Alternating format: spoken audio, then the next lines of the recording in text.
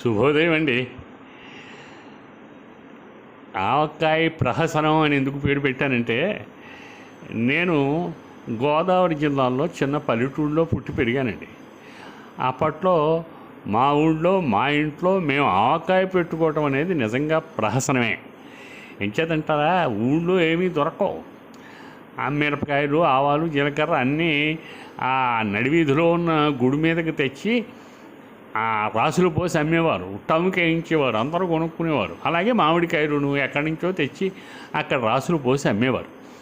ఇలా జరుగుతూ ఉండేదండి. అదంతా సరే, అది అందరికీ సంబంధించింది. మా ఇంట్లో మా ఆవకాయ పెట్టుకోవడానికి ఉన్న సమస్య ఏమిటంటే, మాకు ఓ మరకత్తిపేట ఉందండి. మరకత్తిపేట అంటే ఈ మామిడికాయలు కోసుకునే కత్తిపేట.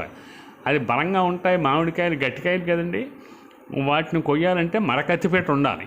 మామూలు కత్తిపేటతో తెగవు. ఆ మరకత్తిపేటలు మా ఊరు మొత్తానికి 3 ఉన్నాయండి. అందులో మాది ఒకటి. సరే, గొప్ప గొప్ప వాళ్ళు ఇళ్లలో ఉంటాయనుకోండి, వాళ్ళు మాత్రం ఉపయోగించుకుంటారు. వాళ్ళు ఎవరికి ఎరువు ఇవ్వరు. వాళ్ళని వెళ్ళి ఎవరు అడగరు, అంత సాహసం చేయరు. మేము లోకు గనక మా ఇంటికి వచ్చి మా మరకత్తిపేట పట్టుకుపోతారు. పట్టుకెళ్ళిన వాళ్ళు మళ్ళీ తిరిగి ఇస్తారా? ఇవ్వరు. అక్కడి నుంచి ఎవడింటికో అలా ఊరంతా తిరుగుతూ ఉంటుందండి మా కత్తిపేట. అంటే దానికి కారణం ఉందిలేండి, తర్వాత చెప్తాను. మేము 3వ వారం దాటిన తర్వాత కానీ ఆవకాయలు పెట్టుకోము. మిగతా వాళ్ళందరూ మే నెల వచ్చేటప్పటికి ఆ ఆవకాయలు పెట్టేసుకుంటారు. మరేమో ఈ మిరపకాయలు కొనాలండి, మేము ఏది చేసుకోలేమండి మా ఇంట్లో. మా ముసలమ్మ గారు, మా మేనత్త ఉంది, అది ఆవిడకు 80 ఏళ్ళు. సరే, మా అమ్మ, మా అక్క, మా చెల్లు, మా తమ్ముడు, ఇది మా కుటుంబం. మా నాన్నగారికి ఉపాధ్యాయుడు ఉద్యోగం, పొద్దున వెళ్ళిపోయి రాత్రి వస్తూ ఉంటాడు ఆయన పొరుగురులో. ఆయన చేత అన్నింటికీ మనుషులు ఉండాలి మాకు చేయడానికి. ఈ కారాలు అవి కొట్టేందుకు మనుషులు, ఆడ మనుషులు 4 బ్యాచ్ ఉండేవారు. అలాగే మామిడికాయలు కోసేందుకు ఓ మనిషి, ఓ రైతో పాలేడో వచ్చి వాడు కోసి మొక్కలు చేయాలి. ఇవన్నీ చేసి తర్వాత కలిపేందుకు ఓ మనిషి కావాలి ఆవకాయ. ఓ మనిషి పెద్దవాడిని తీసుకొచ్చి ఓపుకున్నవాడిని కల్పించేవారు. ఇలా జరుగుతూ ఉండేదండి. ఇక్కడ విషయం ఏంటంటే, మా మరకత్తిపేట మాకు దొరికేది కాదండి. మే నెల 3వ వారం వెళ్ళిపోయాక ఆఖరి వారంలో మేము మిరపకాయలు కొని కారాలు కొట్టించి అంతా రెడీ చేసుకుని ఆవకాయ పెడదాం అనుకునేసరికి మామిడికాయ కొట్టించుకోవడానికి మరకత్తిపేట మాకు దొరికేది కాదండి. నేను మా తమ్ముడు ఊరి మీద పడి మా కత్తిపేట ఎక్కడుందో వెతుక్కునేవాళ్ళం. మొత్తం మీద పట్టుకుని నాకు నోరు లేదు చిన్నప్పటి నుంచి. మా తమ్ముడు నాకన్నా 4 ఏళ్ళ చిన్నాడైనా వాడికి అప్పటికి 7-8 ఏళ్ళే ఉంటాయి. వాడు బండబూతులు తిట్టేవాడు, ఇంట్లోకి వెళ్ళి ఆడాలని తిట్టి మొత్తం మీద కత్తిపేట మీరు పట్టుకొచ్చి ఇవ్వాలి అని దెబ్బలాడేవాడు. ఈ విషయం వాళ్ళు పట్టుకొచ్చి ఇచ్చేవారు పాపం. ఎందుకంటే మరి మా ఇంట్లో ముసలమ్మ గారు ఉంది కదా, మా మేనత్త గారు, ఆవిడ అడుగు మీద కూర్చుని పలానా వాడి ఇంట్లో ఉంది కత్తిపేట తేటలేదు అని చెబితే మేము, ఆవిడ బండబూతులు తిడుతుందండి. వెళ్ళివాడిని వచ్చేవాడిని పిలిచి పలానా వాడు దొంగ వెధవ మా కత్తిపేట పట్టుకెళ్ళాడు, ఇచ్చాడు కాదని తిడుతుంది.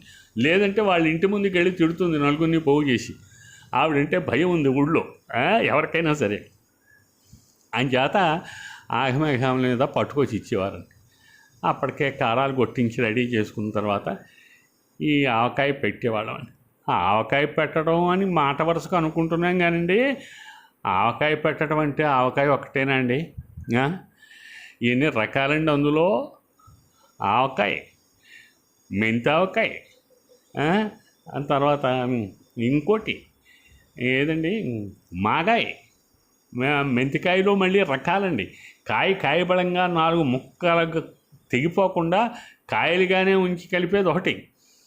తర్వాత మాగాయలో వేపగింజలు వేసి పెట్టేది ఒకటి. ఈ ఆవకాయలో శనగలు వేసి పెట్టేది ఒకటి. ఈ ఆవకాయలో వెల్లుల్లిపాయలు వేసి పెట్టేది ఒకటి. ఇన్ని రకాలండి. ఇవన్నీ చేయటం నిజంగా చాలా ప్రహసనంగా ఉండేదండి. ఈ వేపగింజలు, మా ఇంట్లో వేప చెట్టు ఉందండి, చాలా పెద్ద దొడ్లో.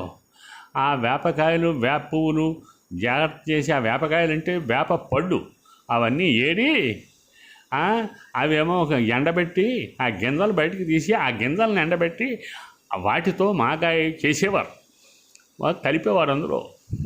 ఇలాంటి రకరకాలండి. నిజంగా 10-15 రోజులండి పెళ్లి సందడే. అంత ఘనంగా చేసేవారు ఆవకాయ పెట్టడం అనేది. సరే మరి ఇంత పని ఉన్నప్పుడు మీరు పెందరాళే తెమలొచ్చు కదా అంటే మా వాళ్ళు తెమిలేవారు కాదండి. ఏం తెమిలేవారు కాదంటే ఈ ఇది కత్తిపేట పట్టుకెడతారు కదండి, వీళ్ళందరూ మామే సెటైర్లు వేయడం, నవ్వడం. ఎరా మా సీజన్ అయిపోతుంది, మా కత్తిపేట మాకు ఇవ్వరేమంటే వాళ్ళు జోకులు వేస్తారండి. ఏం చేదండి, మేమందరం మీ కత్తిపీటతో మొక్కలను నడుపుకున్న తర్వాత మీకు ఇస్తే మీకు పదునుగా ఉంటుంది కత్తిపీట, మీరేమో పదునెట్టించరు కదా అని మళ్ళీ సెటైర్ ఒకటి. ఇందులో ఇంకో విషయం ఉందండి. మేము ఎందుకు మే నెలాఖరు దాకా ఈ ఆవకాయలు పెట్టుకునే వాళ్ళం కాదు అంటే, మా నాన్నగారు సంవత్సరానికి 9 తద్దినాలు పెట్టేవాడండి. అందులో 4 తద్దినాలు మే నెలలోనే వచ్చేవండి. ఈ మే నెలలో 3 తద్దినాలు అవడానికి 3 వారాలు పట్టేదండి. వారానికి ఒక తద్దినం చొప్పున వచ్చేసేది, 4 తద్దినాలు. అవన్నీ అయితే కానీ ఆవకాయ పెట్టడానికి లేదండి, చేదస్తాం.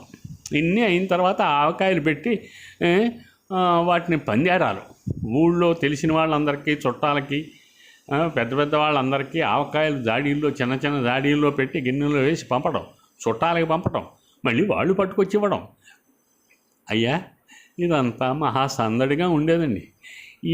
ఇంత సందడి పెరిగిపోవడానికి కారణం ఏమిటయ్యా అంటే, లోపల కారణం, కనిపించని కారణం తద్దినాలండి.